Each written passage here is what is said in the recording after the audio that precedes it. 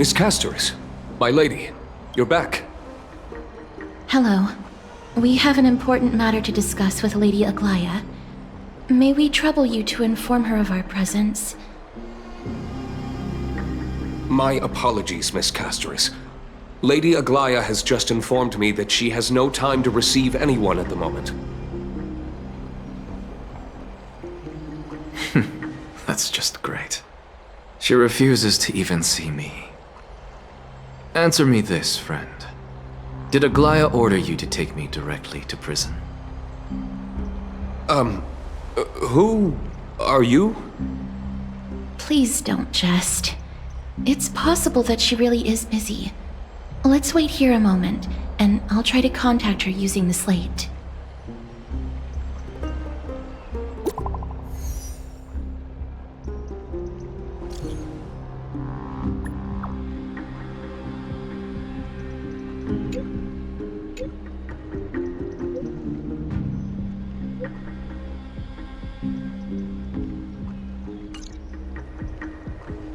It's fortunate we don't have to confront that woman while I'm hauling around this sick body. Casterus, and this friend I haven't gotten the chance to know, I'll take my leave for today. That Titan made a myriad of adjustments on their own. My head still aches from that. I don't want to stay a second longer in this noisy city if I can. Please be careful. Akama isn't the Grove. This place is covered by her golden threads. I know. That woman is extremely confident I won't escape her grasp. Don't worry. As I said before, I'll mind my behavior. Miss, so many unexpected things happened on our journey to the Grove.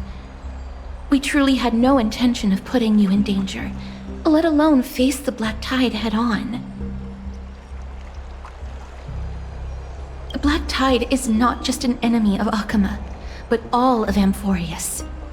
Even back when the forces of strife coveted the Holy City, their warriors still undeniably halted the Black Tide outside Castrum Krymnos.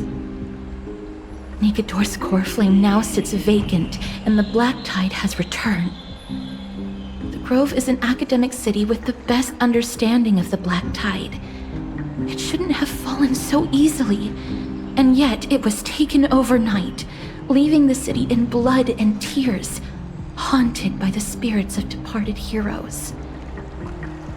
The trial of strife is imminent. I pray Mighty will be able to steel his resolve soon.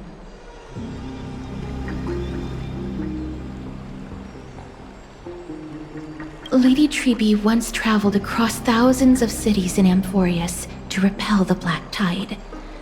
But even they have no recollection of this powerful enemy in all their journeys. Perhaps the fall of strife has triggered even more terrifying events in unseen places. As for me, I detected a strong stench of death from that entity, but it wasn't because it had a connection with Thanatos. I'm afraid it's purely because it has sent countless others to their deaths. Speaking of Thanatos, Miss, there is something else I wish to verify with you. You must have an idea of the curse I bear by now. I was born as the shadow of death, a poison shunned by all living beings. Yet when you caught me in the Grove, I'm curious why you weren't affected by my power, Miss.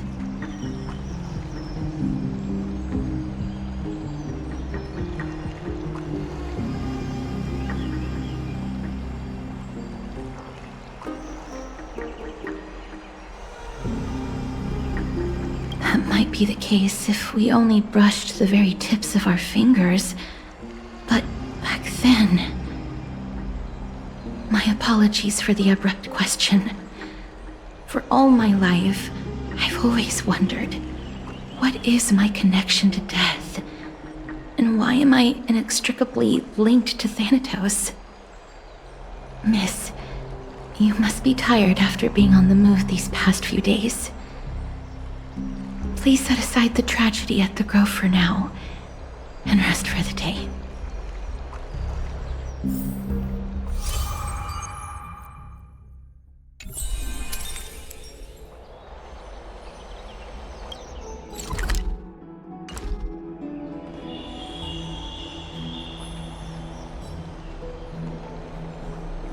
Miss, you must be tired after being on the move these past few days.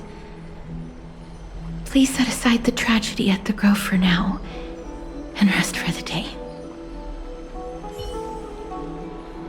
My apologies, Miss Castoris. Lady Aglaya has just informed me that she has no time to receive anyone at the moment.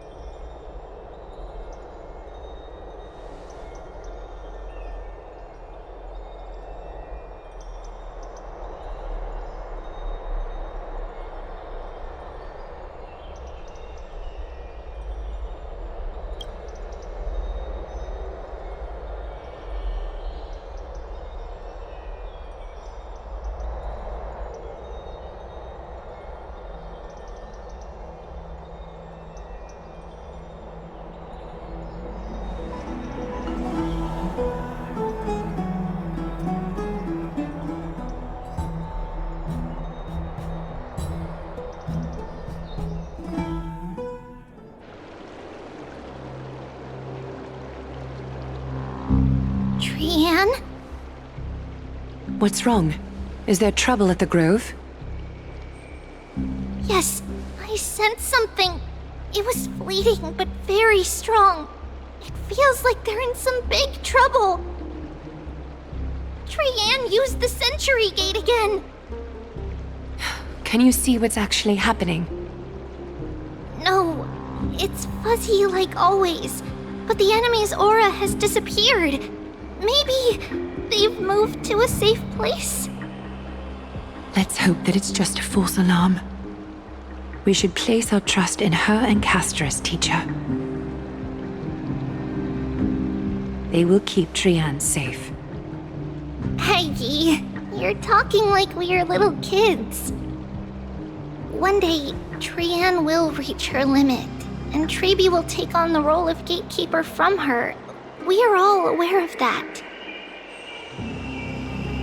I am just a little concerned about her state of mind.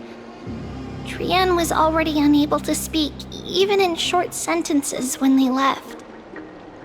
We want to say a proper goodbye at the very least. I will pray with you.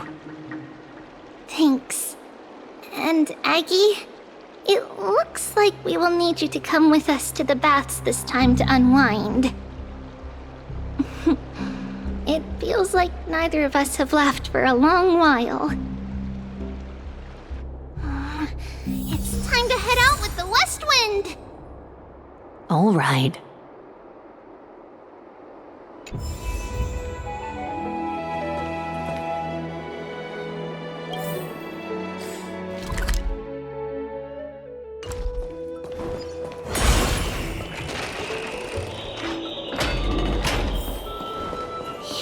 really hot and heavy. Has it always been like this?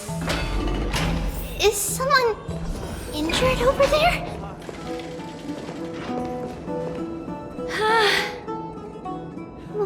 What happened here? Watch out! Watch out! For the Kremnoan! Kremnoan? This is their doing? Aggie, now's not the time to dwell on that. Let's help the injured people first. Excuse me! Coming through! Oh, you two are here as well. That's a relief. Even the Twilight Courtyard is involved. What in the world happened here? I actually just came to relax. But as soon as I got here, I saw all these people lying on the ground. I've examined them, and they don't seem to be seriously ill. It feels like they've just spent too much time in the hot water. Multiple individuals fainting simultaneously from the hot pool steam? Where is the manager of the baths? He disappeared, and no one knows where he's gone to. Some people have been saying that the Kremnoans are behind this. Lady Aglaya, what do you think about this? Let these people rest. The two of you, please come with me. Have you thought of something, Aggie? Yes. While their intentions elude me, it's time to bring this farce to a close. This is really bad. I heard it's the Kremnoan. This... Snowy! Even Snowy! The culprit is Mightimos. Oh, Dee! What did you do to everybody? It's just another duel where I claimed victory. Duel? As I expected. On the surface, these two are the mightiest warriors in the Holy City, but they're still impulsive youths at heart. Speak up, Mighty. Tell us exactly what kind of foolishness you and Finan indulged in this time.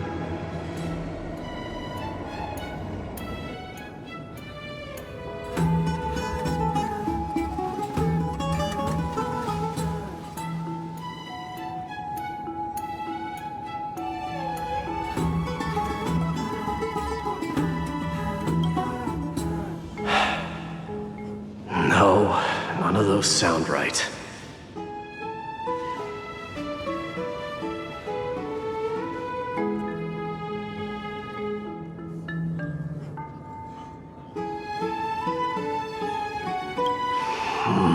Forget it.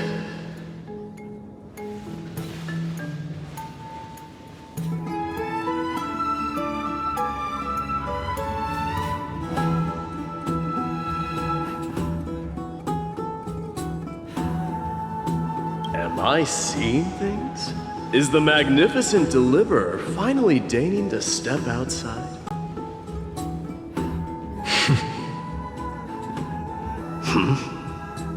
What kind of response is that? nothing. I was just imitating your usual response. I don't feel anything special from you. Have you passed the demigod trial? The ritual hasn't reopened yet. In case you forgot, it hasn't been that long since I pulled you out of the trial. I didn't forget. Then, you're welcome. In twilight's last gleam, Makima stands bold. Her walls sturdy, tales untold. Dreaming of her fruitful gardens, pilgrims arrive from distant lands. Figs and olives, so grand. Yet little do they know that they will step into flames, fuel to the fire, a burning brand. What are you playing at this time? I just felt like reciting a few lines of poetry. Surely the Crown Prince of Kremnos knows how to appreciate poetry, right? Kremnoans steer clear of such weak literature. But my library doesn't lack collections of this kind. These lines express the poet's yearning for their home, just as Akama is distant from many people's homes. I know how to interpret poetry, Haikis. There's no point in pretending to be profound, my friend. Thank you for helping me out when I was in a tight spot, but it seems to me that you aren't prepared for the trial either. Don't compare your situation with mine. My people are still relying on me. I can't ascend to godhood on my own without first resolving their issues. So, are you suggesting that you, the mighty Mightimos, and the heir to the throne of Kremnos, wish to defy tradition that has endured among your people for millennia?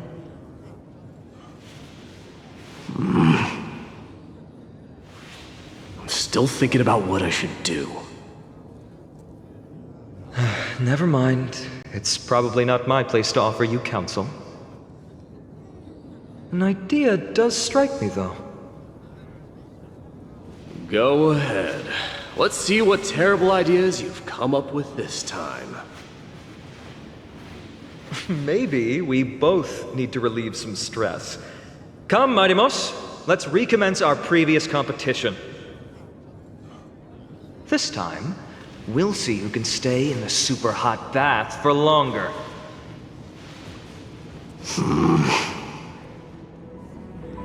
What? Are you chickening out? The phrase chickening out does not exist in the Kremnoan language. I just find this situation absurd, that's all. All-knowing historian, are you not aware that we Kremnoans use boiling water from sword forging for our baths? Looks like I'll have to teach you some royal etiquette today. And thus, an unprecedented sauna battle commences! With unparalleled resolve, the two warriors' determination even alters the very hue of the steam. Flames intertwine with scalding vapor, reaching toward the heavens, shrouding the sky and the sun. The spectacle is so magnificent that none dare gaze upon it directly. Since we can't see what's happening in the competition, why don't I regale you with a tale of kings to pass the time?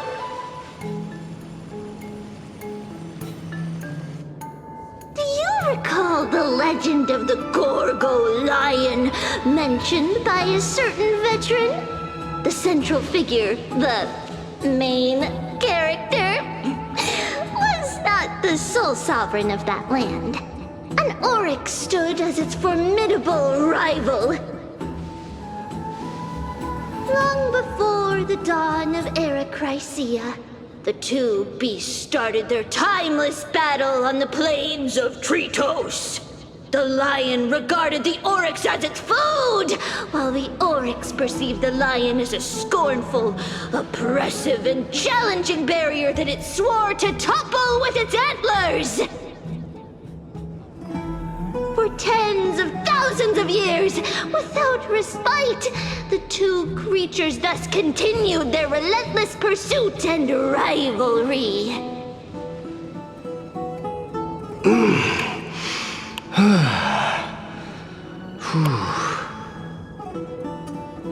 It fixated on its rival's fleeing form in the chase.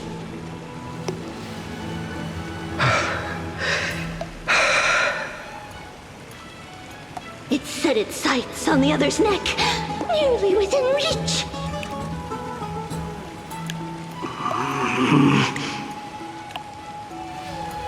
and was stuck in a corner.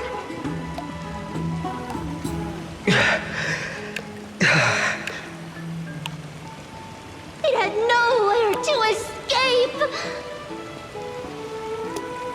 On the land of Amphorius, some lives meet their end at dusk, some at dawn, and yet others are fated to perish under the blistering sun at noon. And at last, the most scorching moment of the day descended upon them. The formidable hand of fate heeded their call and arrived!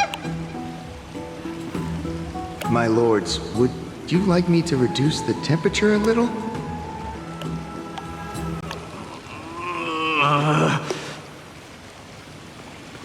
What? You're chickening out already? Get lost. Are you asking me to get lost, or...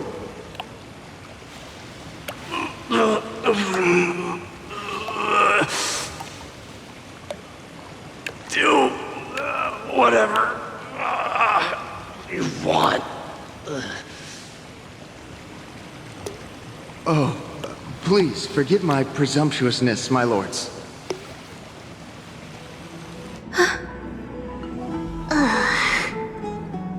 What a spectacle of folly. This is what you get for daring to challenge a Kremnoan without understanding your own place.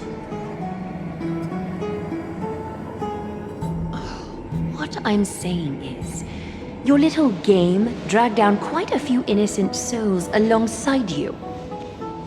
We will personally escort back home the customers left awestruck by our formidable presence. This isn't fair.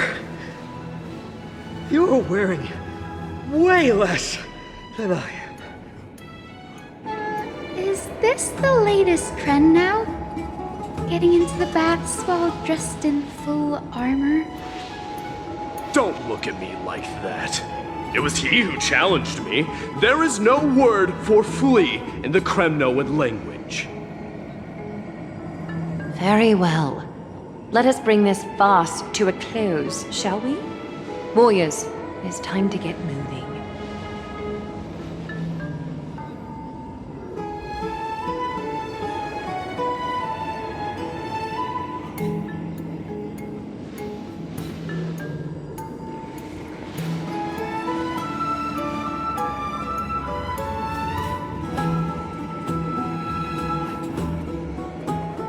Alas, the Flame Chase journey is destined to be a lengthy one, replete with obstacles. But thanks to those two, all the gloom has vanished into thin air. Oh, we just had quite the commotion. It's not every day we find the Marmoreal Palace this serene. Shall we continue with our previous plans? Hyacinth, would you care to join us? Such an empty bath is indeed a rare sight. I was looking forward to unwinding after work.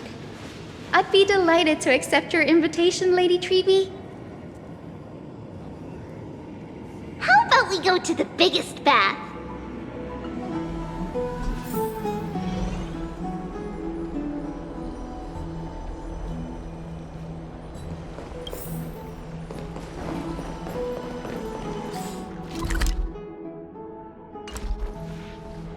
Let me check. The water temperature feels just perfect. So, how is the feeling of having the entire bath to yourselves? It's so good. But, Lady Treeby, aren't you going to soak in the bath with us? We will have to pass. After all, we've become children. Please understand that she can no longer endure the heat of this pool due to the blessings of Yanis. Oh, Are you curious about us, Hyacinth? I am, but something tells me that it might be better to change the topic. get all nervous. It's not something we can't discuss. The truth is, a long time ago, we were a mature adult just like Aggie. Then, because of reasons, we inherited Yanis's divinity and gained the power of passage. And in return, the price we had to pay was the splitting of our soul. Each opening of the Century Gate intensifies the strain on Treeby and the others. They are gradually regressing towards infancy, both in body and mind. We don't know what awaits us at the end either, but anyway, that's why we've turned into children. In that case, when you opened that giant sentry gate above Akuma during the battle against Nikador, Well, there's no way around it. We all know that the flame chase journey won't be a smooth ride.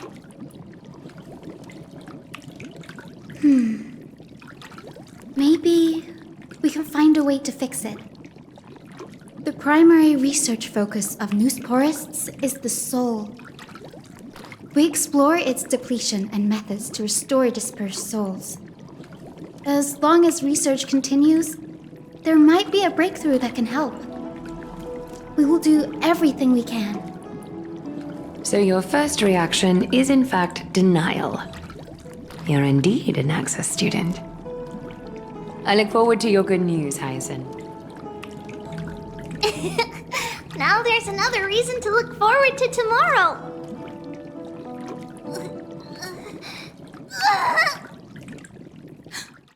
Lady Treeby, what's wrong? Something's off. It's that strong feeling again. Is it Trian? Wait, no. It's not Trian this time. It's Trinan. Trinan is in danger.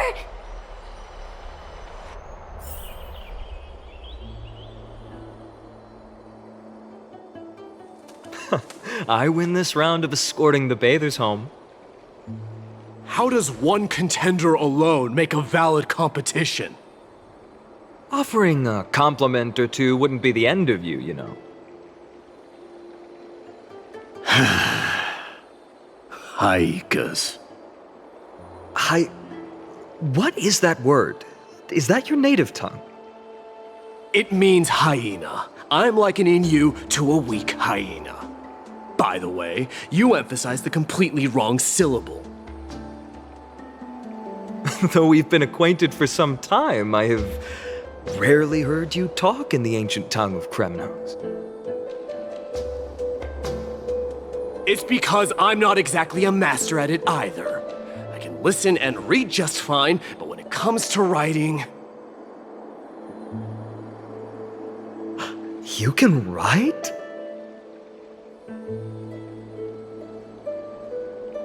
You speak as if you don't have a brain. That was in jest. I understand. After all, you spent all your childhood wandering far from home. Worry about yourself first, Deliverer. You also never mention your hometown, apart from when you need to introduce yourself.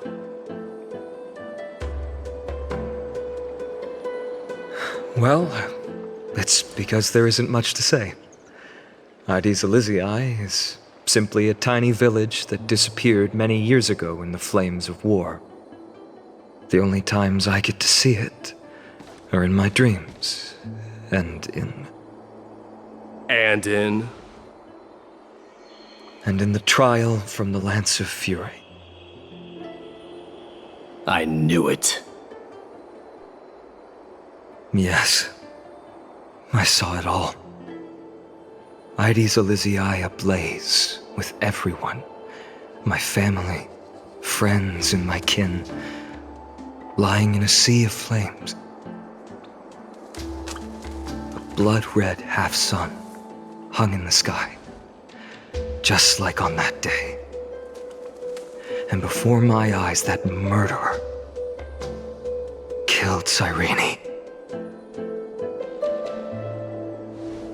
but I saw its form this time. A black cloak, an eerie mask, and a broken giant sword that carried an ominous aura. I fought it in the trial.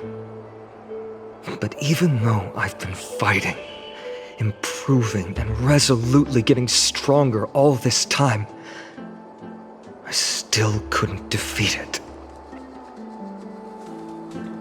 You were blinded by hatred and almost lost yourself in that trial. That's right. And that's why I am truly thankful to you, Mighty Mouse. You finally picked up some manners. Better late than never. Then what about you, Mighty? What did you see in that trial?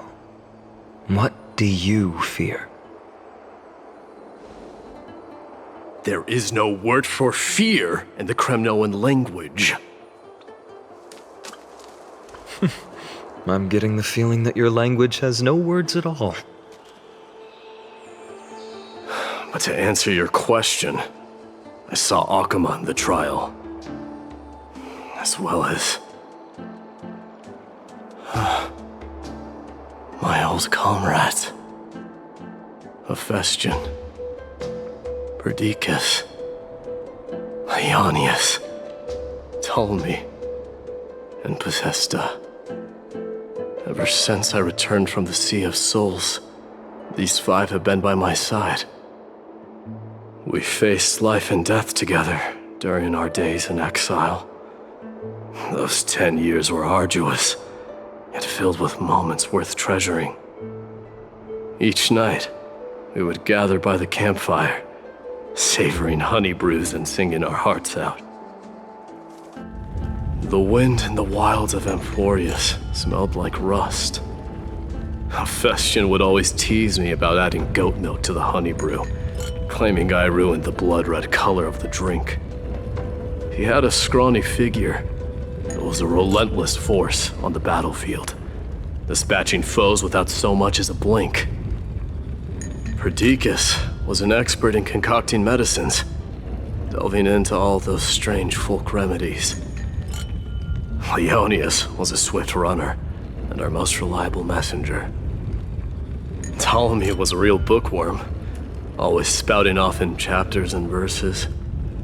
When we left Kremnos, he made off with a stack of ancient tomes from the Grand Library. Not like it mattered, as my family owns the library. And then there was Possesta. He was the silent type, but a truly masterful musician. This is the first time I've heard you mention these 5, and their names. They died on the battlefield before the Kremnoan detachment managed to join Akuma.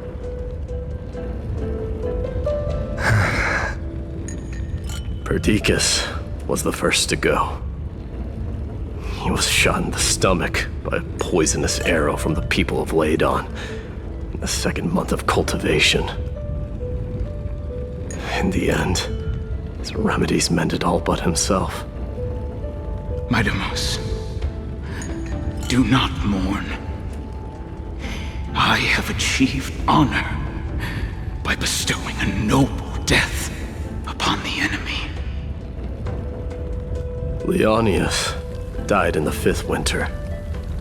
Idonia's snowstorm lasted 3 full months. On the night of the fiercest storm, our foes launched their assault. Idonia. Is that the city Castorus used to live in? Yes. Those zealots were as fearless as Kremnoans in the face of death, but they lacked respect for honor. They cornered us in the bottomless swamp. Leonius covered for our retreat. They cut his legs off. He vanished into the mire of a foreign land, his body never to be recovered. This is perfect. Mighty Mouse, I can finally deliver the news of you ascending the throne to the Netherrealm. 20 dusks later, we finally breached the walls of Idonia and entertained the usurper's plea for peace. However, the rebels refused to surrender and set up an ambush within the city. Ptolemy and his cavalry met their end before they could even relish our triumph.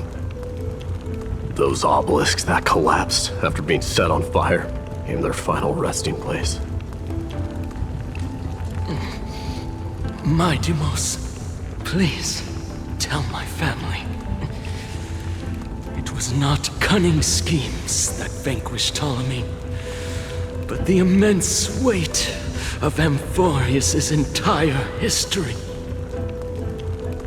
Then, it was Pacesta. He lured the enemies into the city of Aenionis with his melodies, buying us invaluable time. Our enemies, consumed by indignation when they discovered the trick, set the entire city and my soldiers on fire.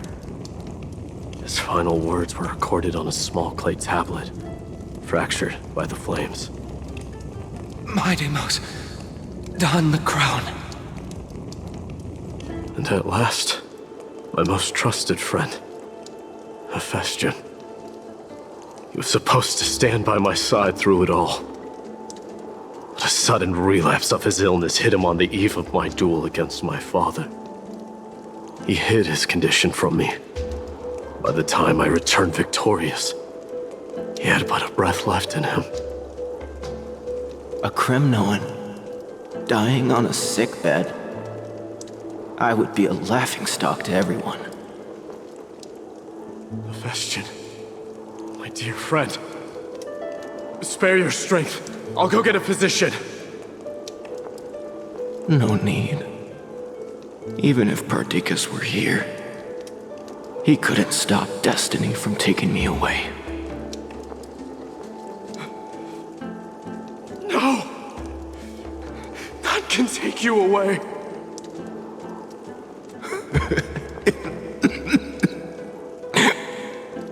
My Deimos,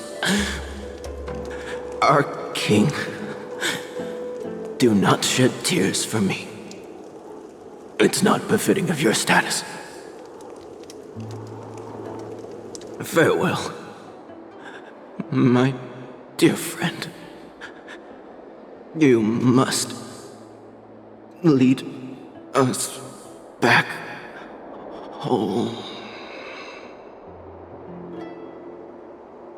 What a grave trial indeed. Now I understand why you see immortality as a defect, or even a curse. My father threw me into the sea of souls to break the wheel of karma. But little did he realize it would grant me an immortal body and summon a fated revenge on his head. Following his demise, I considered leading my people back to our homeland. Kremnos had already turned it into a wasteland. Only darkness and insanity thrived there. Against the dissent of many, Krateros included, I made the Kremnoan detachment stay in Akama. But I know that their glory will never be doused out. The instant of strife shall inevitably arrive. If you take over Nikodor, then you must begin the journey back to your homeland. So, you hesitate because you think leaving your people in the Holy City is a better choice?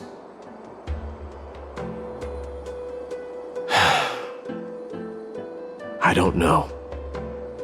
But I have never been crowned.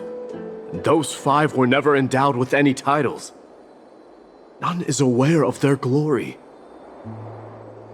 Your predicament is truly complicated. I don't know how I can give you any useful advice. Maybe you could seek counsel from more people, such as the Grand Craftsman. Cartonis' people seem to have been through comparable dilemmas. And that teacher of yours, Krateros? Dee, we've got a big problem! Big problem! Lady Tribby, what's making you so flustered? Hurry up and go save Trinan! She got abducted by Krateros! Kratos! What's going on? Mighty-Mos. It seems I was the one who exposed my vulnerabilities first. Aglaya, I demand an explanation. This man abducted Trinan by force and forced her to bring him to the vortex of Genesis. He then brazenly stepped into the trial of the Lance of Fury, and naturally failed. Is she telling the truth? Why did you do that? Because I don't want to wait anymore. Your hesitation made me desperate. If you want to run away from your destiny to become king, then keep running. Someone will eventually stand up and fill in the gap left by strife. Then they will lead our people home. Age has blinded you, teacher. Can't you see that I'm hesitating because of this very recklessness seared into your blood? Kratos, do you truly believe you're worthy of entering the trial? To blaspheme against the prophecy? Does the mission we Chrysos heirs bear seem like child's play to you? Do you know how the Kremnoans see you, Aglaya? You're a hypocrite and a megalomaniac. The prophecy of Genesis and the Flame Chase journey are just excuses for you to seize power. Silence, Kratos. Do you even know what you're saying? Are you defending this woman, Mighty-Mos? How many wars did people start because of her and her so-called prophecy? How many cities fell in the past millennium, their people massacring each other? Even if this so-called Genesis really exists, will there be a place for the Kremnoans in that new world?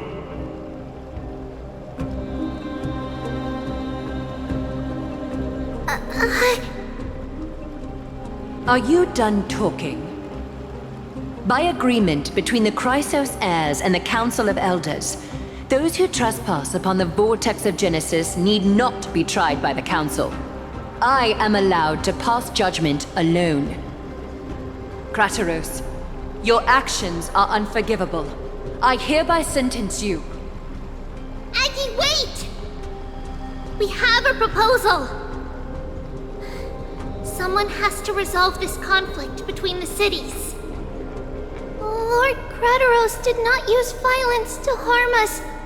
We can sense that his anxiety stems from his concern for his people's future.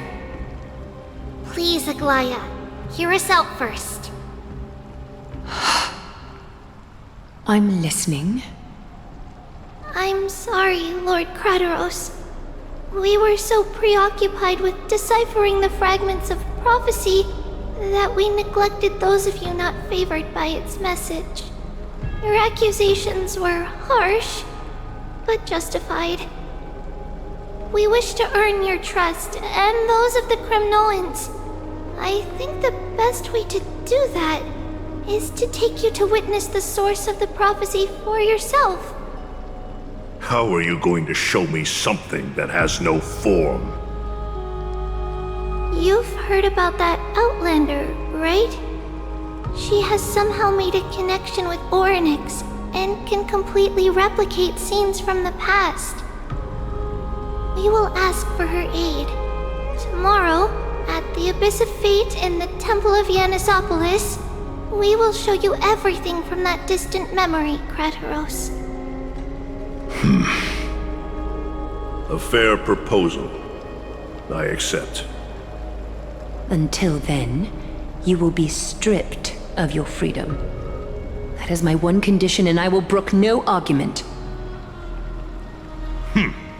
It is not the first time I've been made someone else's prisoner. Do as you please, demigod.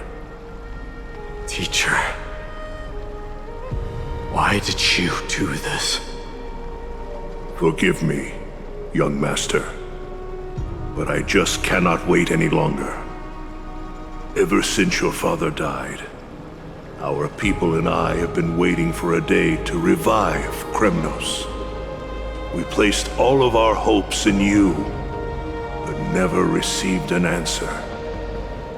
This obsession for returning home has become a sickness for our people.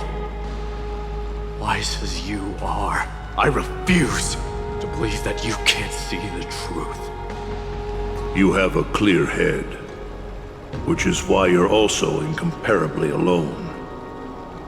A smart person can only choose to tangle himself with the mundane of this world. If you're truly capable of leading our people beyond this blood-stained fate, then prove it to me once more, Mighty Mos. Just as you did back then.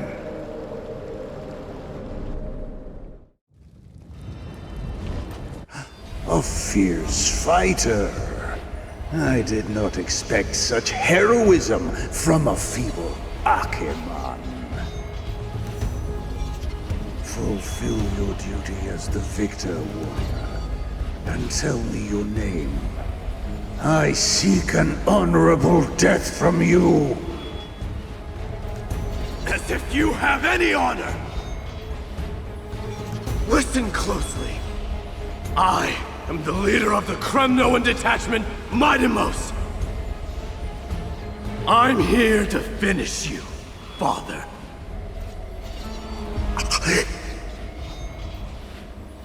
It is you, the beast spurned by all.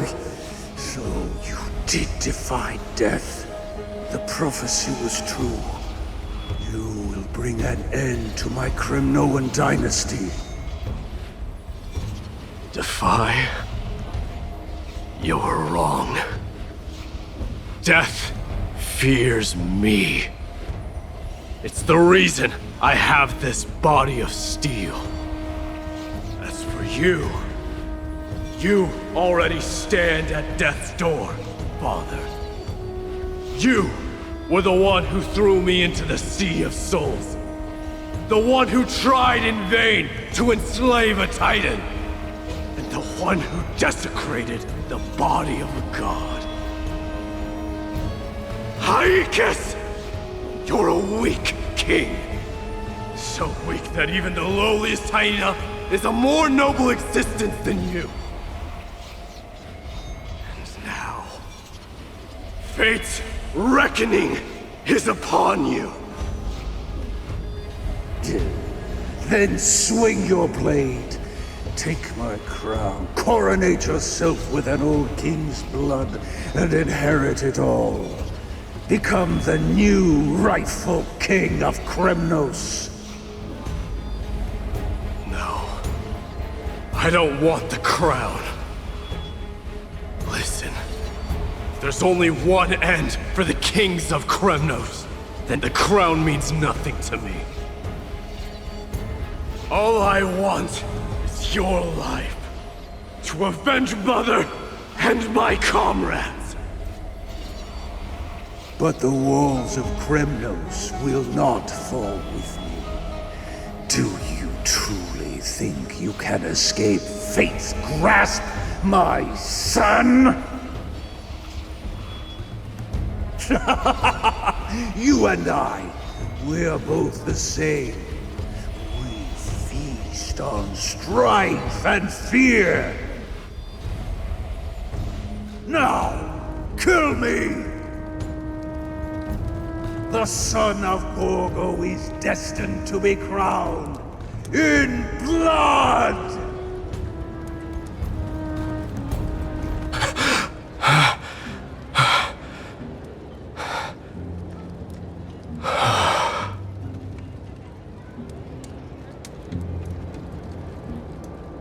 Kratos. He said the Grand Craftsman Cartonus might have some suggestions.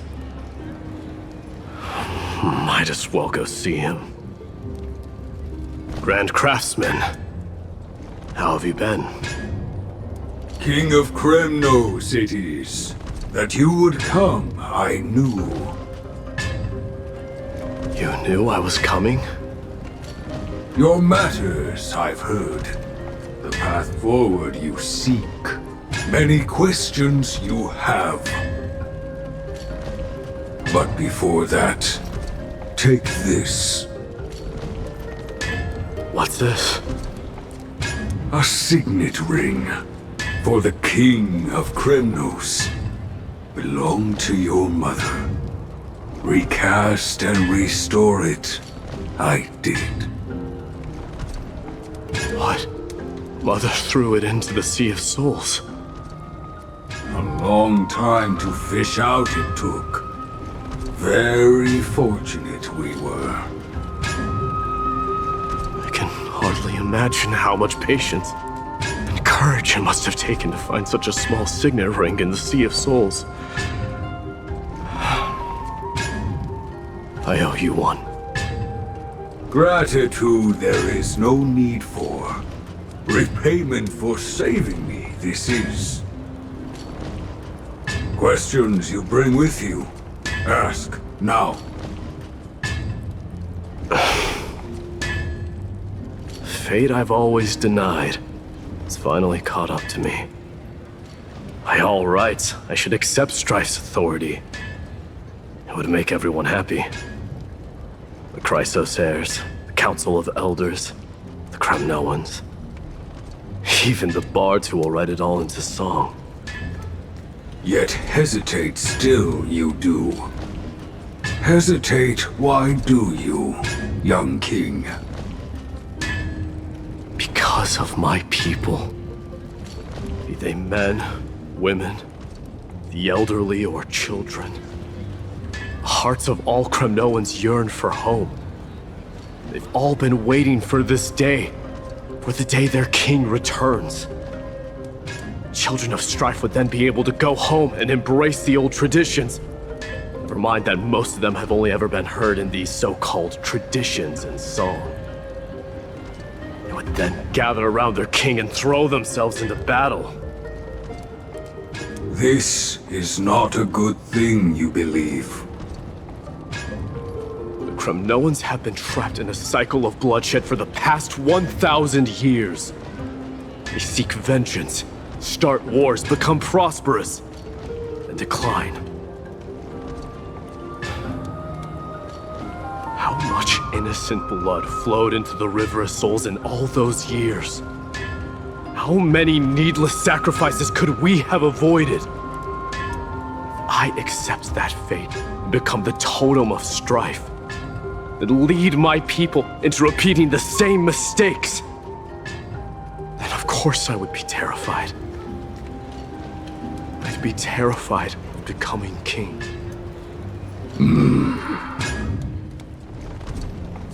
A different kind of Kremnoan you truly are.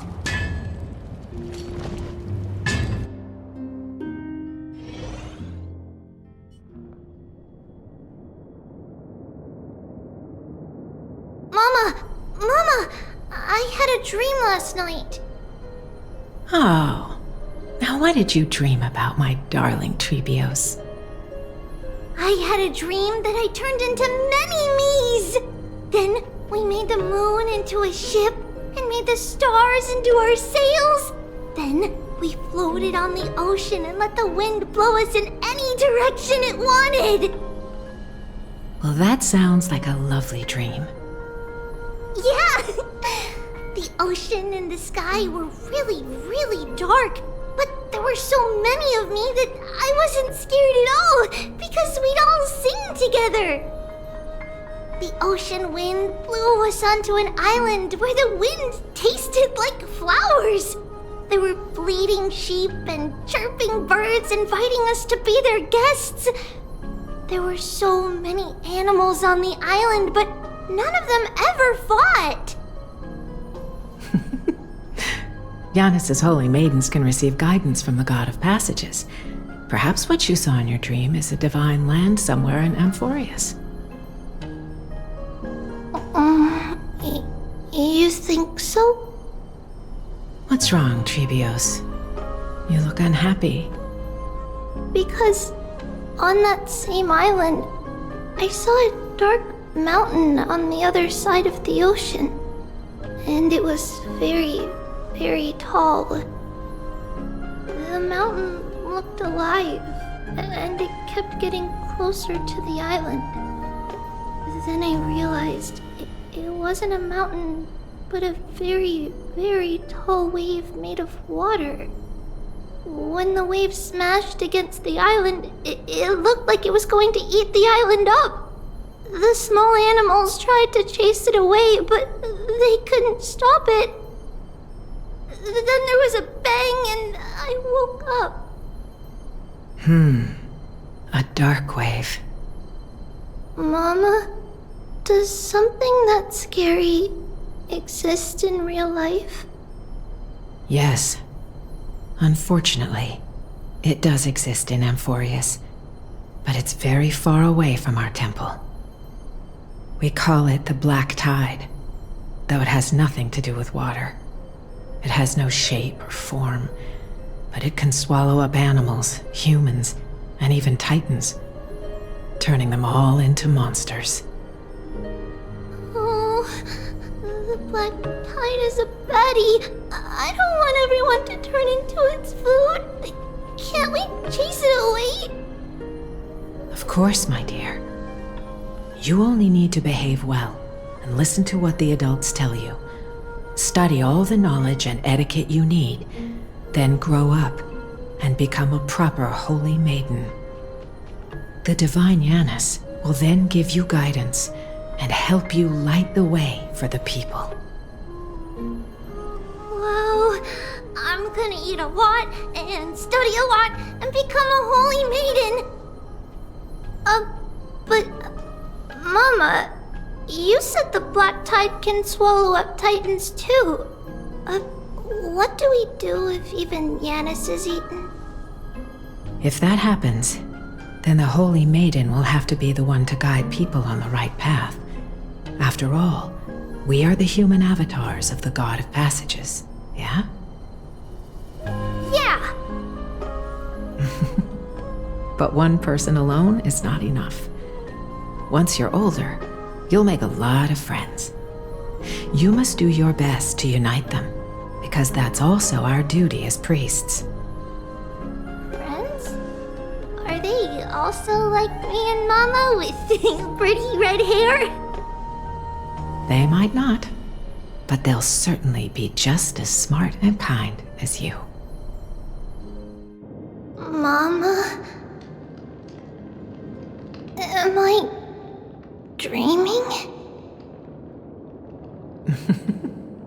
Don't be silly, dear. Of course you're not dreaming. I've always been by your side. What? Now be a good girl and call your friends over too. Let's play hide and seek, just like we used to, okay? My Treebios is the smartest girl. I'm sure you remember where everyone is hiding. The voice sounds so far away. I don't remember. Who am I looking for? Your friends, who will chase the Black Tide away alongside you, of course. Is this from my childhood? I don't remember.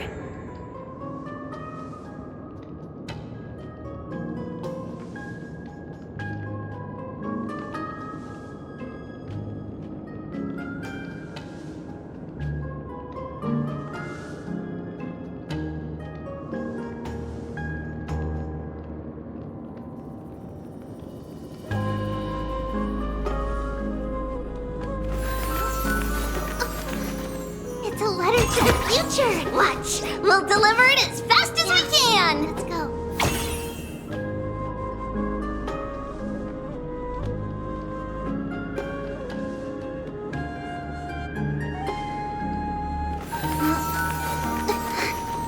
It's a blessing to the past. We'll pass it on as fast as we can! Let's go.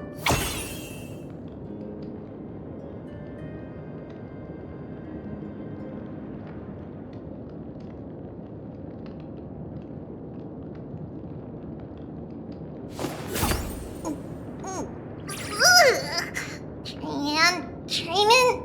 Which one of you likes such sour stuff?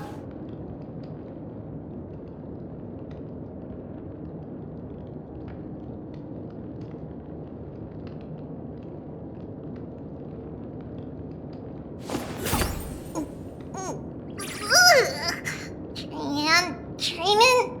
Which one of you likes such sour stuff?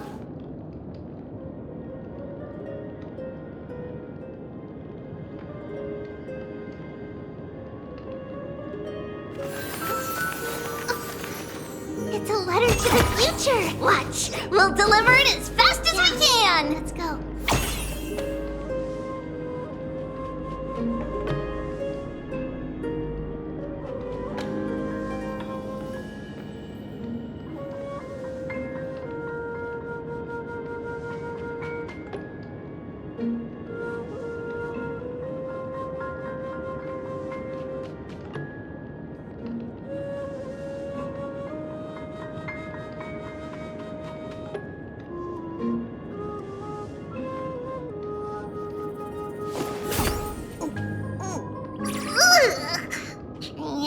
Training?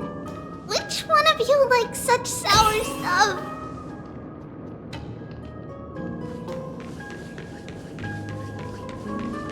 It's packed full. Mama must have left all of these for me. All the words are blurred out. Could it be that my memory is fading? That chest! You can't lock me away! Huh? Why is this doll inside a chest? It's holding a sword. Why? Many years later, many brave warriors will board this ship. They're skilled combatants who fear no danger. Ooh, I can learn how to fight too and protect everybody! Silly girl. You're Yanisopoulos' holy maiden. It's not your duty to fight. There will be many others to protect you.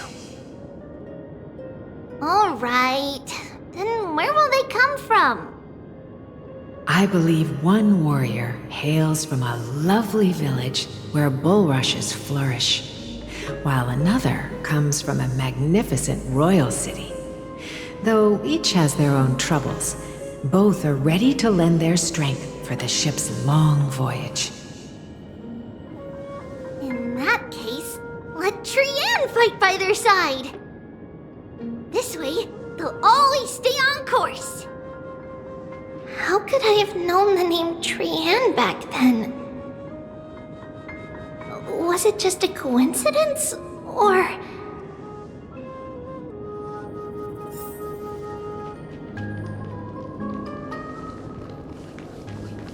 Learning can change your When navigating at sea, you need to know both astronomy and geography. Isn't Yanis's knowledge enough? Oh, sweetie. The ocean isn't like the land. It's easy to get lost. That's why it's important to learn to recognize the miracle of Aquila. Alright! Even though my brain is already super duper smart, I'll still try my very best! Circe also favors children who try their best. They will send a wise scholar as everyone's teacher to help you reach your dreams. I want to be a teacher too! Oh, wait. I'm super duper smart. So I want to be the teacher's teacher! Why not? But if you're going to be a teacher, you might need to tone down that hyper energy of yours. Then Trinan can do it! She's well behaved and would make a great teacher. Mama and the others always said that I had a great memory. But now, I can't even tell if this is a memory or a dream.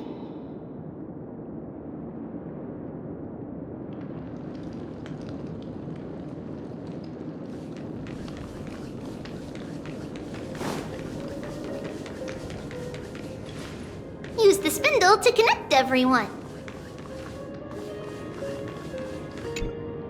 There will be an amazing captain on that big ship. She's cheerful, optimistic, bold, and cautious. She'll be able to get everyone together. Wow, that's amazing! Can I be the captain? Of course you can. But you'll find someone else who's better for the job, my dear. I think that person lives in a beautiful temple that sits atop a hillside covered in golden fig trees.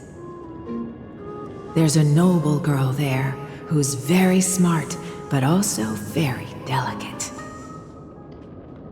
Just like Mama? Perhaps. But before we find the captain, the ship also needs someone who can navigate it. Who could that be? Let me think. I know! She's Treevee! I named this doll after myself? I don't remember it all. Is this a dream or something that happened in the past? Come, let's line them up.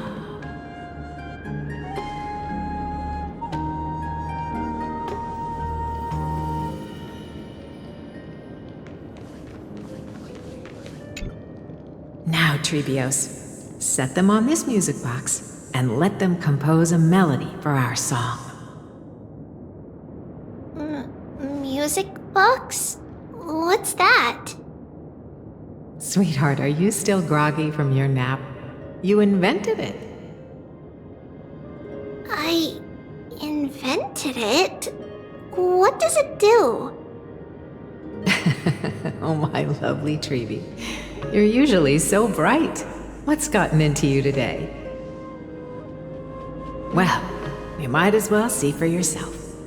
Put your good friends on it and see the wonders it can do.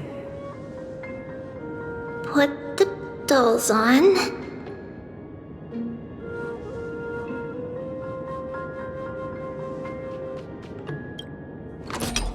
It's rotating, and I can hear something.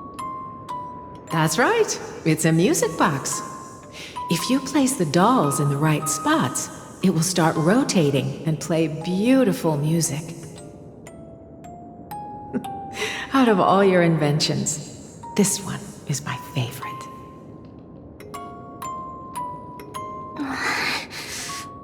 I don't remember. It's all right, my child. I'll sing along to the tune, and it will help jog your memories. Happiness abounded in this lush land by God's chosen. Giants raised their glasses in a toast, beheld by the 12 constellations. 3 carved the heavens and the earth. 3 wove the threads of fate. 3 molded life with their hands, and 3 guided calamity's gate. They declared the world too unstirring, hence wished endless laughter upon the living. Thus you and I were created, with words and song to weave, and love and intimacy to give. Thus creation was complete. Who then will bear the weight of humanity's souls, to lighten the steps of the living as a whole? O great Kephili, all-knowing Father of stature so tall, yet low does their gaze willingly fall. With light of dawn heavy upon their shoulders, golden blood spills unto the land.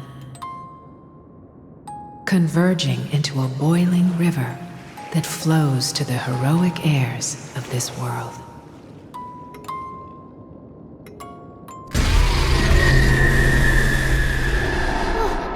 What's going on? Oh, Yanis, please lend me your ears.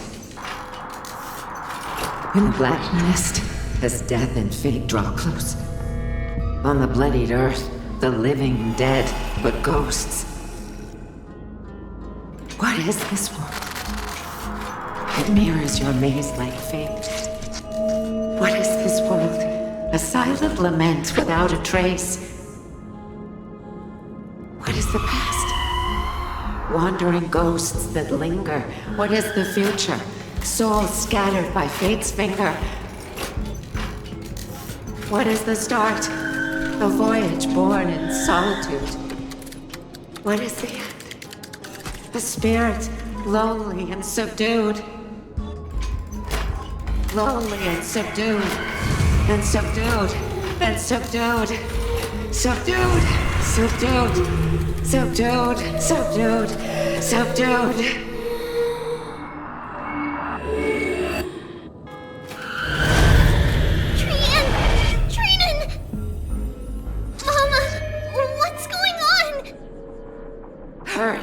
Run!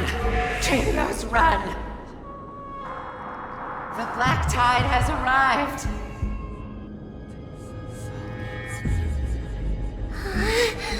Where can I go?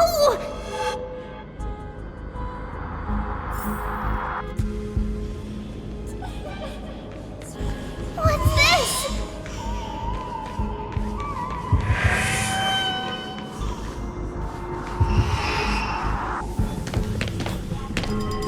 Why? Are there souls everywhere? This is the sacrifice of a holy maiden. You won't make it to the end. Only one person can. I know!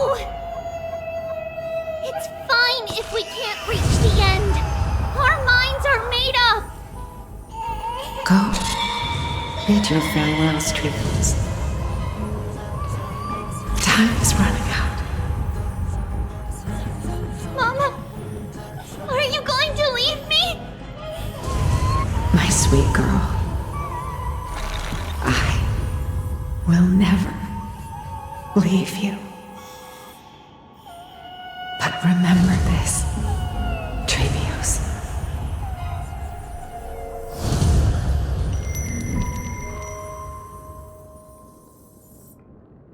All shall bid farewell to one, and that person alone will witness the miracle.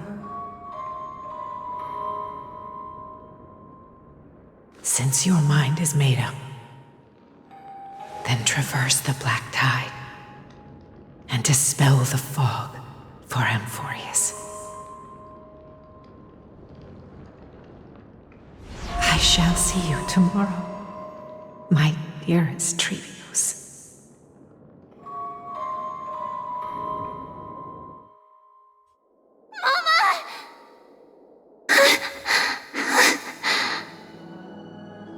Are we still in a dream? Did you have a nightmare? Maybe.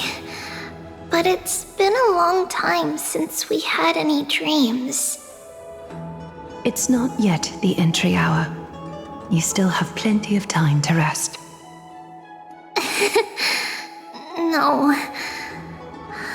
Our heart is still racing. It must be that reckless Kremnoan soldier who startled Trinan, and you as well.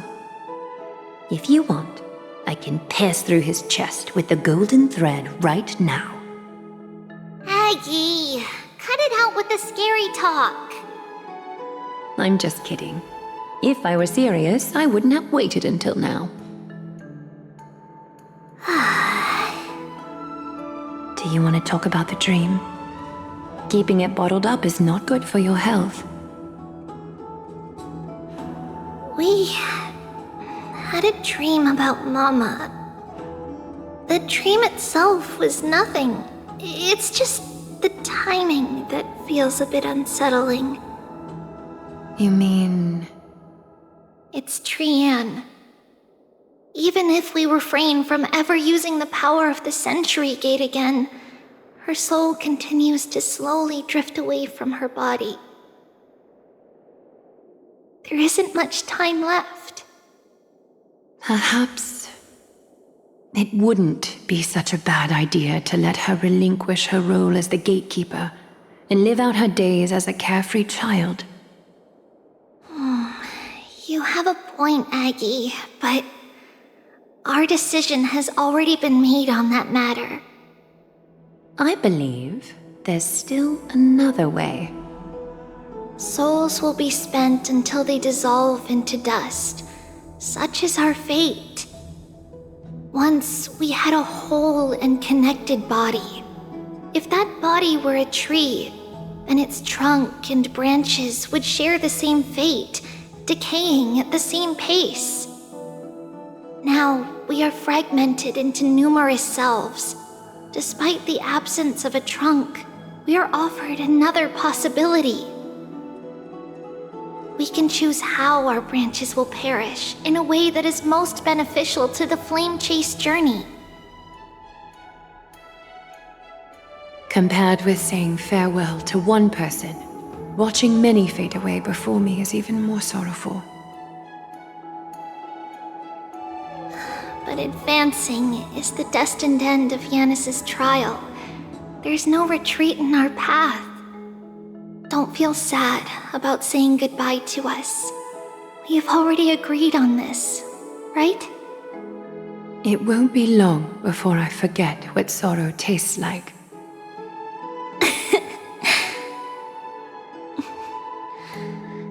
So, what would you like for breakfast, Aggie? What? Where did that come from? After all this talking, we are feeling a bit hungry. Plus, it's nearly the entry hour now. Do you remember when we first met, Aggie? You were still a little one, and we caught you secretly eating oatmeal late at night. While my emotions might be fading, those memories are still as vivid as ever, teacher.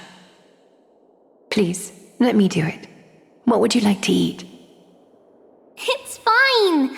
Leave it to us. You should rest for now. It won't take long, and we'll call you when it's done.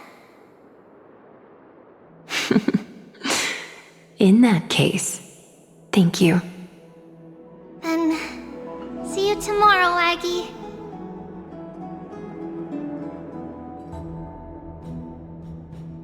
Nevertheless, that nightmare is ominous. Memories are slipping away, even the image of Mama. Just as expected, another trip must be made into the abyss of fate. Hopefully Orynyx will be willing to help us.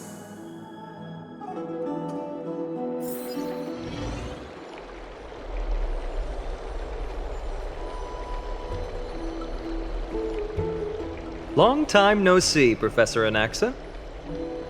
Who are you? It's been a while. I'm the one who once overthrew the entire classroom in that spiritual physics lecture. Oh, it's you. No way. Do you really still remember that, Professor? I remember that glib tongue of yours. What brings you here? Surely you're not here to reminisce.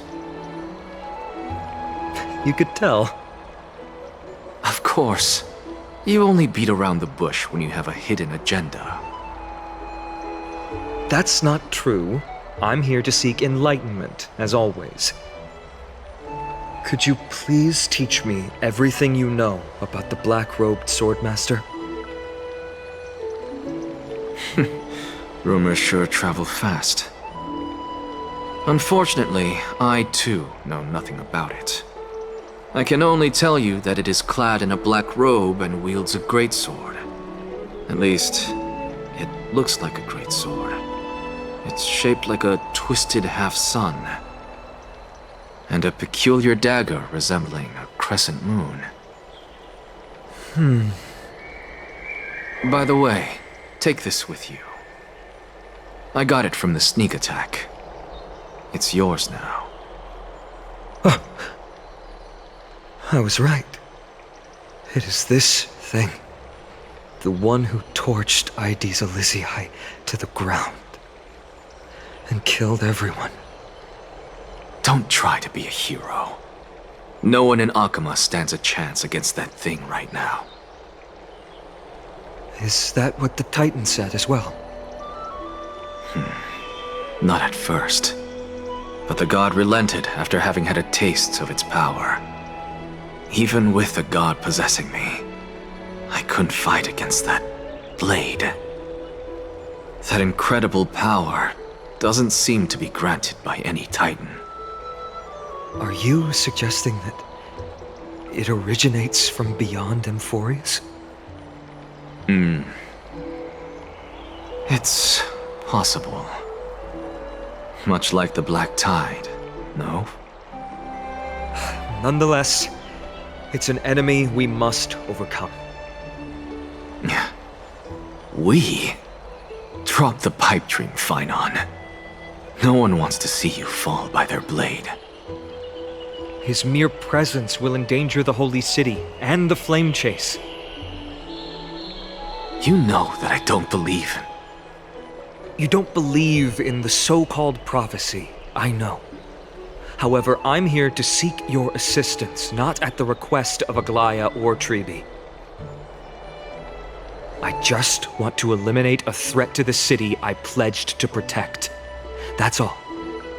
The tragedy at the Grove must never happen again. Take a seat. Since you are sincerely seeking enlightenment, I suppose I can tell you one more thing.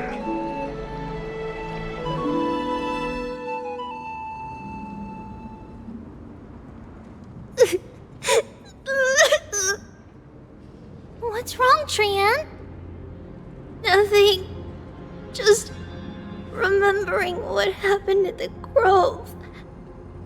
Monster in the black cloak. So scary. Everyone in danger. Nightmare. I can't forget. Don't be scared. There are no bad guys here.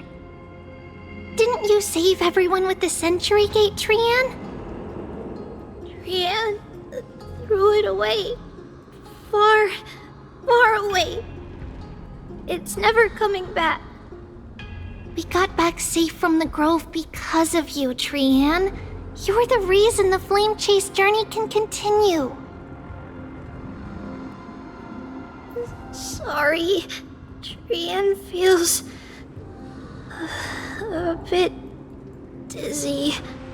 Why are we here again?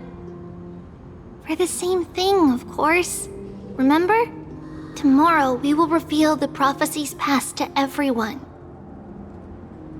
But first, we need to restore the memories that have been blurred by the fragmentation. We hope to present the full truth to everyone without hiding anything. Since Yanis caused the fragmentation, we can only turn to another Titan or Nyx for help. Also, remember to get breakfast ready for Aggie before the Lucid Hour tomorrow. Oh, yes! Trian remembers now! Oh, on that note, we had better prepare some saffron before we meet with the Titan. Saffron? Oh, it's an essential offering for rituals in the Temple of the Three Fates. You think we shouldn't go to Orynyx empty-handed? Yes, it's also a symbol of Yanisopolis. If we are to replicate memories, we need to use something that has experienced those days. And when we first met Aggie, we added that to the porridge we made for her, and she really loved it. I see! It's like killing 3 birds with 1 stone! But it all depends on whether Orynyx is willing to help us. This could be a problem. After all, it was us who took the core flame from Yanis, from Orynyx's kin. We will have to give it a try, if there's truly no other way. In our current state, we probably can't do anything to them. We'll cross that bridge when we get there. Leave it to Trian. Trian knows how to play cute. In any case, let's look for Saffron first. I hope there's still some left in the temple, untouched by Mikador's soldiers. I remember that aged saffron is preserved in sealed jars. Let's be on the lookout as we go.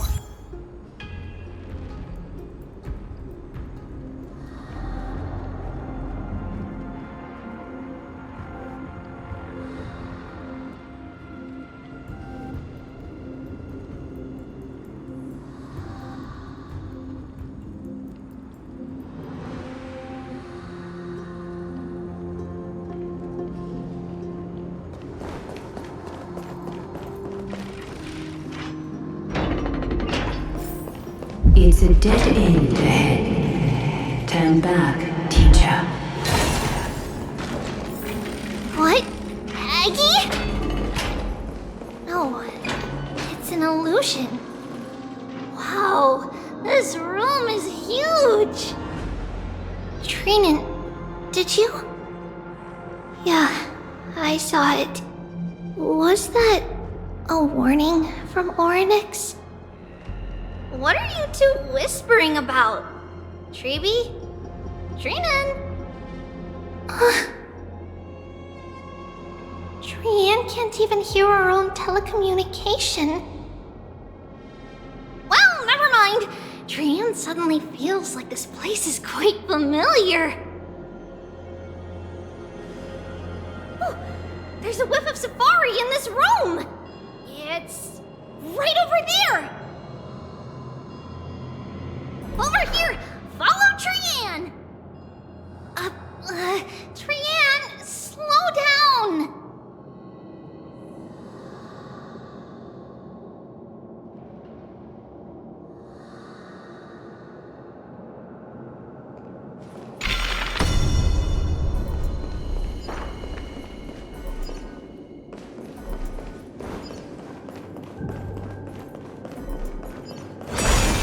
Even if separation is our fate, a futile death is not the solution.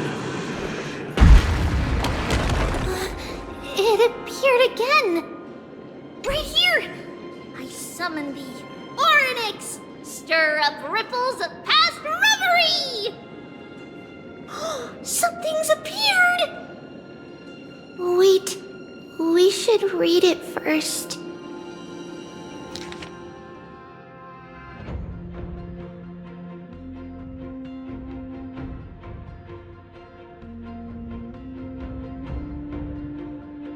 Wait, this is a letter?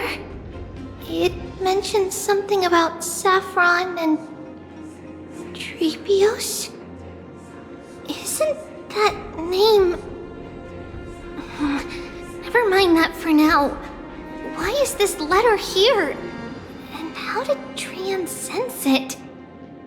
Could it be our lost memories? Is it possible that we were already noticed by Orynyx and entered their trial? But why haven't they said a word?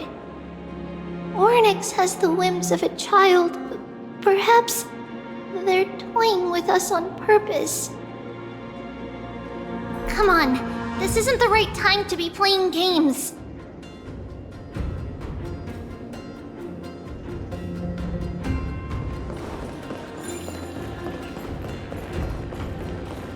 Separation and death, reconciliation doesn't come easily for a mortal.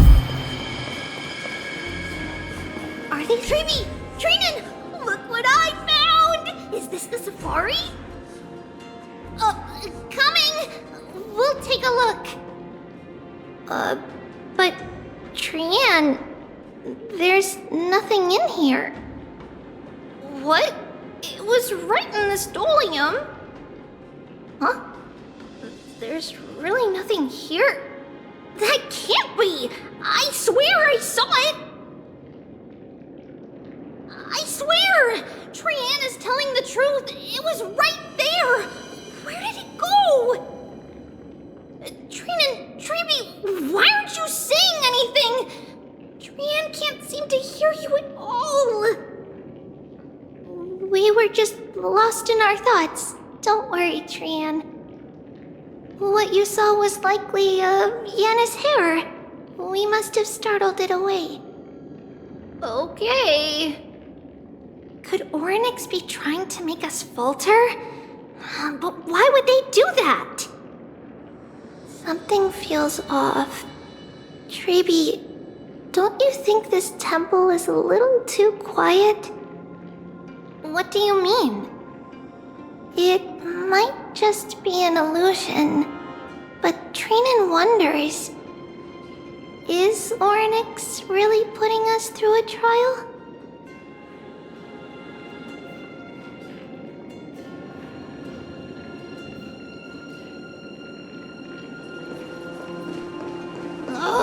Still no luck finding any safari. I suppose we can do without it. Let's try to convince Orynyx. At least they didn't toss us out straight away.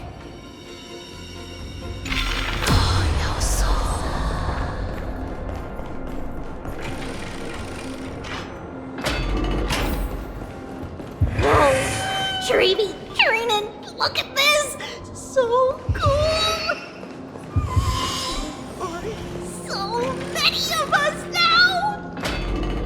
It's really quiet in here. Do all Titans live in dark places like this?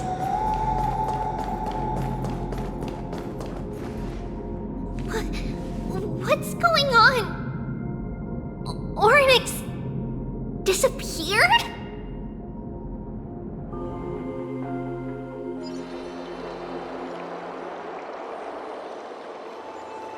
Are you saying that the black-robed swordmaster is not just tied to the Black Tide, but is also hunting for core flames everywhere? This is the most plausible possibility. First, it has a vessel that can hold core flames. Second, I'm one of its targets. Let's start with the first premise. Its peculiar ceremonial blade can interact with a core flame, as evidenced by the pull I felt when it stabbed into my chest. I hypothesized that the blade can sense, absorb, or even retain core flames. The second premise is even more explicit. When it was engaged in fierce battle with many of us and was heavily distracted, it remained consistently focused on me. Or rather, on the Titan Circes inside me. So it's plundering the flames. But if your argument holds up, wouldn't he be headed to Akama soon? The vortex of Genesis is full of the Titan's core flames. Not necessarily. Let's call that person the Flame Reaver for now. If my presumption holds, that person has 3 targets. The first target is me. The second target is Orynyx, who hasn't yet fallen. And the third is Akama and the Vortex of Genesis, where the core flames are housed.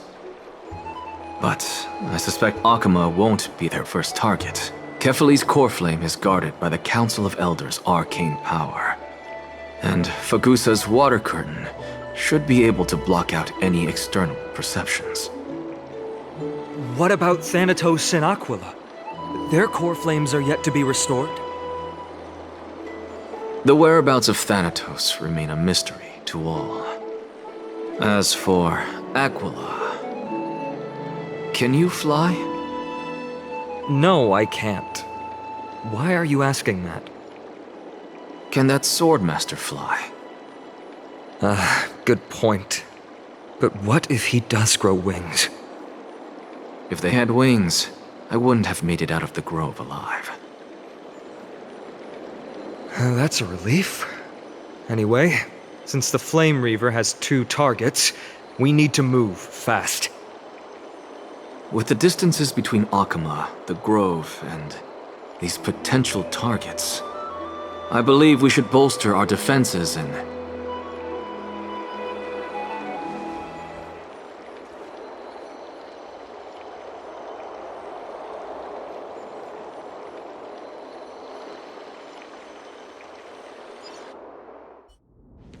Oryx!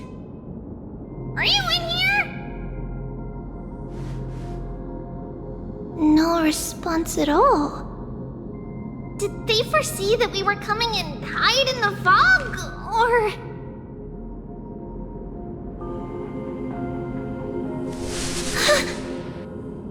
Treeby, we should leave. This temple has other people in it. What? Oh. Listen, footsteps. Fast ones. 3 or 4 people coming this way. Come on, we need to hide. Whoever they are, we can't let them see us.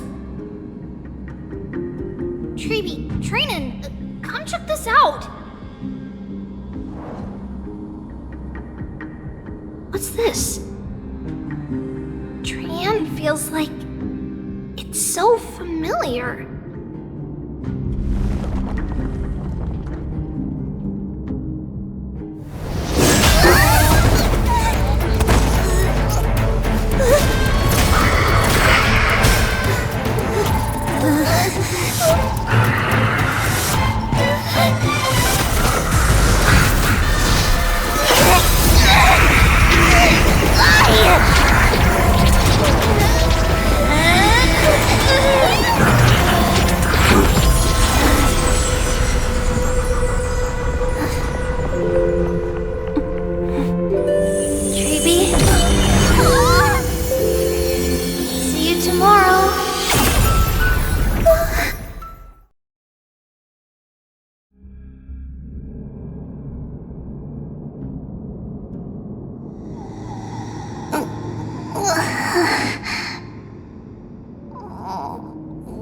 Where am I? Little gray, snowy, and...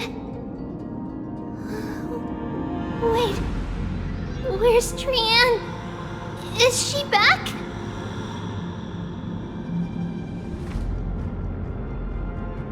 We only saw the 2 of you collapsed on the side of the road when we arrived. Danny and I looked around, but we couldn't find any traces of Lady Trian. What about the black-robed swordmaster? Blast it! Of course it's him. We were still too late. I fear something bad has happened to Oryx's core flame. Then Lady Trian... She doesn't have much divine power left. We can barely sense anything.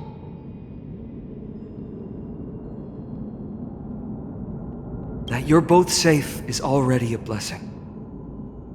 Everyone, we must take action now. We should split into 2 groups. One group will stay in the Abyss and meet up with Aglaya's reinforcements, then search for Trian's whereabouts. The other group will come with me to pursue the black-robed swordmaster and recover the core flame.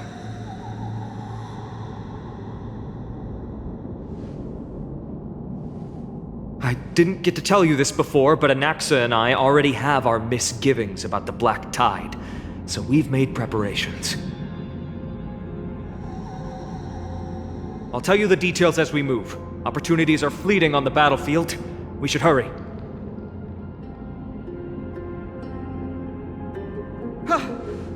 Lord Finan!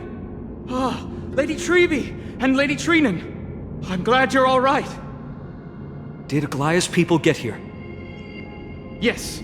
Lady Aglaya already knows about the situation and sent along a message. Finan, I understand that Swordmaster is of great importance to you. But if you charge in without a plan, I fear that you won't be the only one who dies in vain. I understand. Hatred is a hero's deadliest poison. I have no intention of fighting alone. If that Swordmaster really is related to the Black Tide, the Chrysos heirs must not take them lightly. I have indeed planned to return to the Holy City and discuss the strategy with Aglaya. We'll need all the help we can get for this encirclement.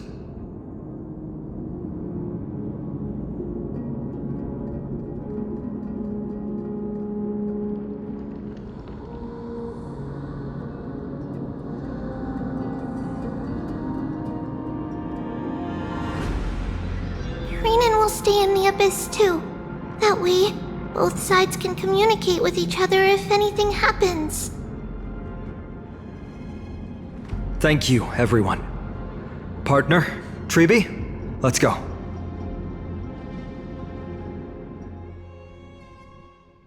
We're back, Aglaya. You should have come to me first, Finan. Aggie, there's no need to scold Snowy. Akuma is currently in grave danger. I know. It's beyond my imagination that the only two titans humankind can still rely on fell in such quick succession. I've never seen the golden thread pulled this taut, as if it could snap at any moment. Finan, tell us your plan. Time is of the essence.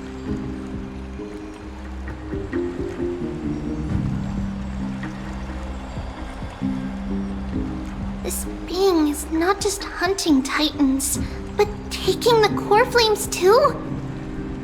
Yes, just like the Flame Chase journey is doing. Professor Anaxa thinks the Flame Reaver's arrival is likely a sign the Black Tide has spread further. Regardless of whether you're right, this being is still far more aggressive than we expected. But its madness is also an opportunity for us.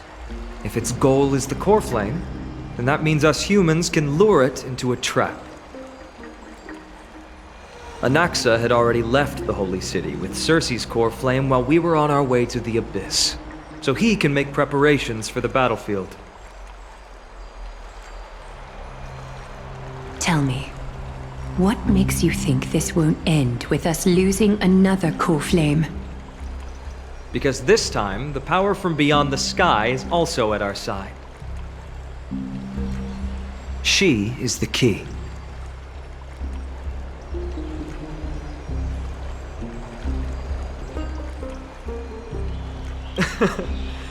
We need your other companion, too.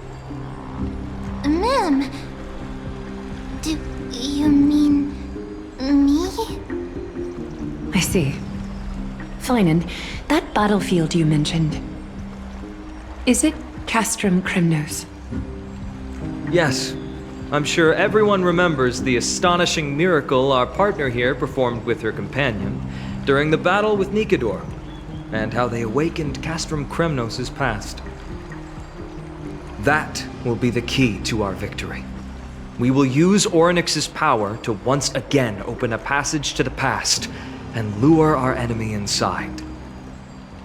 Then, we'll seal the Flame Reaver in the maze of time. Impressive. Orynyx has fallen, and Yanis's divine power already belongs to Akuma. Once we take back the core flame, the Swordmaster will have no means of escape. It's very clever, using the element of surprise instead of brute strength. Can you do it, little one?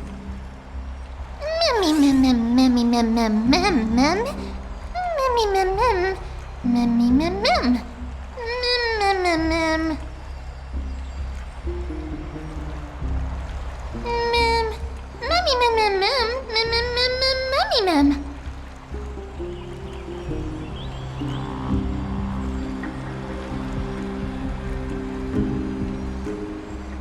Yeah.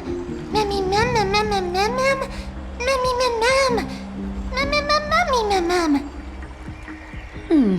Such enthusiasm. I'm glad to see you're confident. By the way, the Council of Elders declared a state of emergency when Treeby went missing.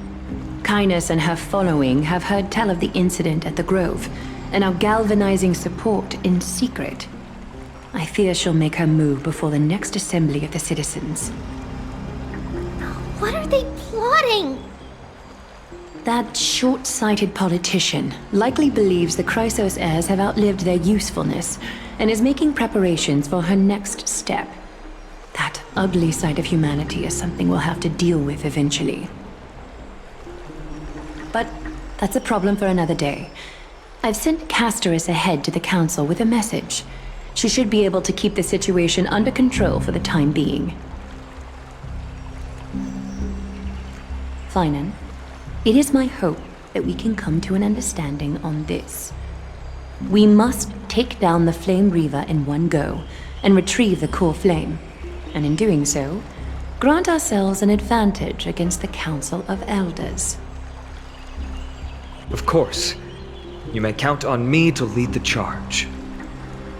I apologize for tasking you to spearhead the plan once again, but Akima is currently beset by enemies from within and without. The situation brooks no delay, and we have precious little time to confer and discuss the plan with you. That being said, you are the key to our success, and I shall respect any decision you make.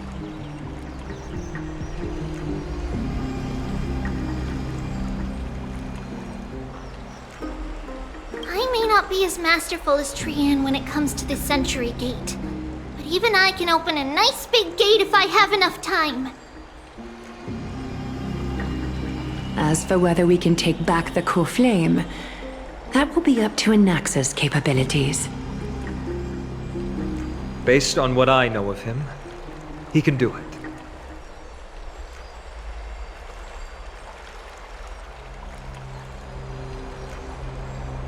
I'll be honest, we can't.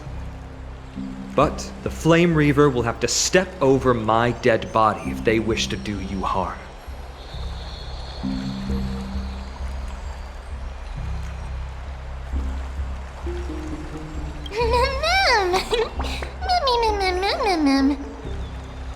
We are grateful to you for your aid, and to the rest of you as well. Now, let us be off to begin the hunt. May Kethely sharpen our gaze and grant us victory over the enemy.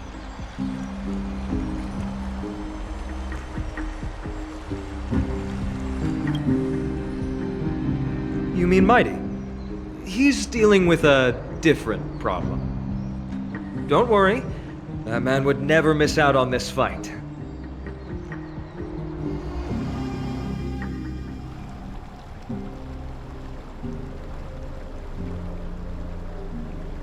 Farewell, my dear friend.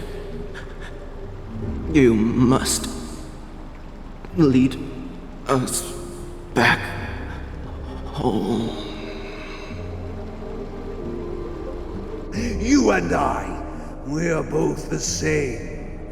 We feast on strife and fear. If you're truly capable of leading our people beyond this blood-stained fate, then prove it to me once more, Mighty Mos.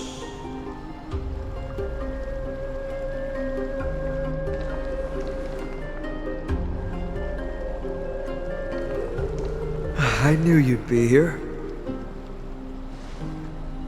I heard you're about to set off on an expedition. That's right. It's going to be a tough battle, and our destination turns out to be Castrum Kremnos. Is that why you're here? To pray to the dead Nikador? No, just the opposite. I'm here to tell you, You can entrust the front lines to us this time. You can't afford to lose your upcoming battle either.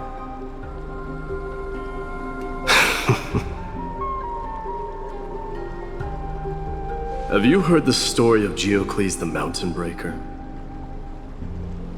Sounds like you've spoken with Cartonus. That's the name of the legendary mountain dweller, right?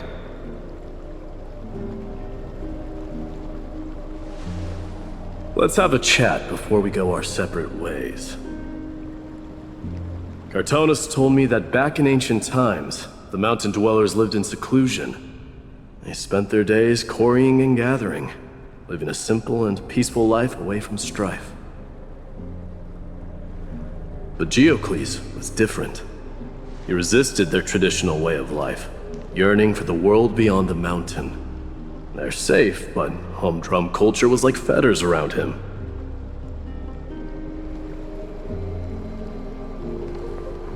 He sounds a lot like you.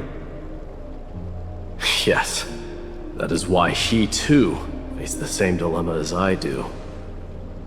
One day, during one of Geocles' many ventures beyond the mountain, he spied a battalion of Ladonians stationed at the foot of the mountain. The Ladonians were at war with their arch-enemies, the Companions, and they used the mountain as a base to carry out guerrilla warfare operations. When Geocles, who had taught himself the common tongue, approached a soldier, he learned a shocking piece of news. The Ladonians were planning to plant mines and explosives all over the mountain, and then lure their enemies within. With danger lurking with every step, the mountain dwellers' homes were no longer safe. Geocles quickly returned to his village to bring the news to his people. But let me guess. They refused change and chose to put up with the situation instead. That's right. The mountain dwellers were fearful of even the smallest change to their lifestyle, let alone leaving their home. Despite the imminent war, the elders would rather negotiate for peace instead of leaving the mountains. This made Geocles both angry and sad. But he didn't give up. If you were in his shoes, what would you have done? Lead my people on a resistance, perhaps. I'm not sure. I can't think of a solution that would make everyone happy. A solution that would make everyone happy, huh? That's how naive we are. Well, let me tell you what Geocles did. He took the mountain dwellers' store of gemstones and traded them with the Ladonians for a massive amount of gunpowder. But he didn't do this to fight the Companions. Under the cover of night, he set ablaze the forest surrounding the settlement, forcing his people to flee the mountain. That great fire marked the beginning of mountain dweller history. Since then, their people became part of civilization, and giants became a common sight in the holy city. Meanwhile, that mountain they once lived in has turned into little more than foam inside the black tide. But leaving their homeland also brought many mountain dwellers misfortune. They were hunted by Kremnoans or enslaved. Indeed, that is undeniably also part of their history. But that is Geocles for you. The merits of his actions, or lack thereof, have been scrutinized by many, but historians nevertheless hail him as the Mountain Breaker. Why do you think that is? It's simply because he took action and enacted change with his own hands. He didn't try to make everyone understand him, nor did he even waste time trying to make everyone happy. He started a great fire and burned the shackles of tradition to ashes, and then forced everyone to march toward the coming of a new era. You've made up your mind, haven't you?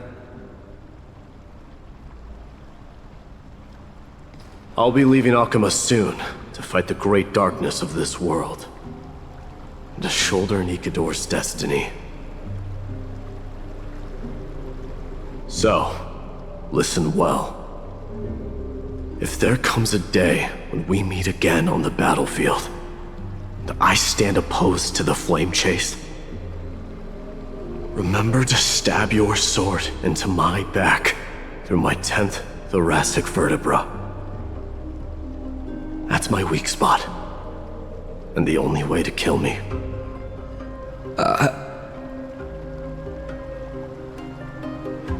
You have my word.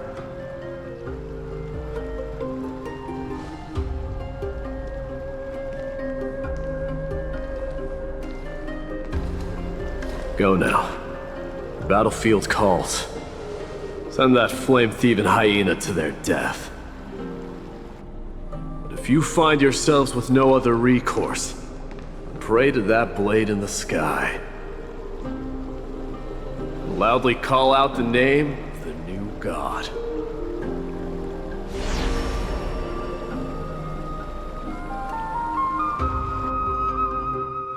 That's the sound of an all-out war. Not the kind of ruckus Professor Anaxa can raise on his own. Let's hurry. The battlefield is just ahead.